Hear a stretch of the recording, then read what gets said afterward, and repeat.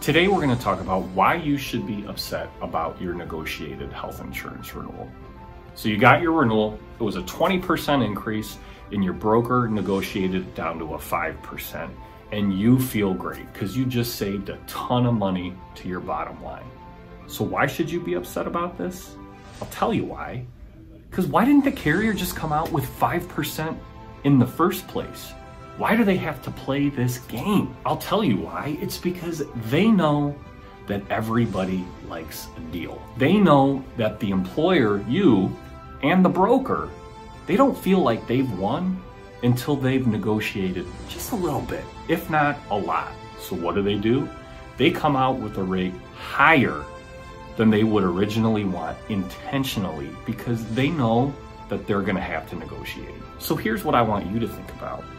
How many employers do you think just take the 20% increase?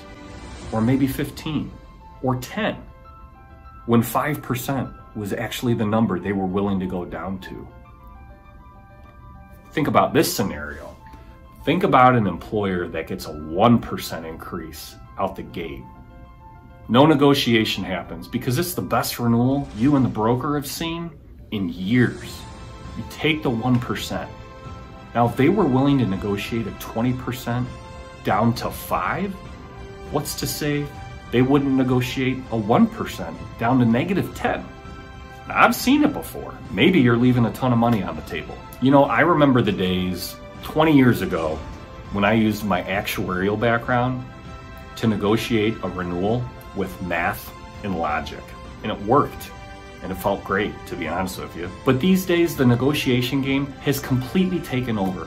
And if your broker isn't aggressively negotiating your health insurance renewal, you're probably paying more than you could. So what the heck do you do about it? Well, here's my advice. Find an advisor that will teach you how to play a different game. A game where the deck is stacked in your favor and in your employee's favor. A game where you win.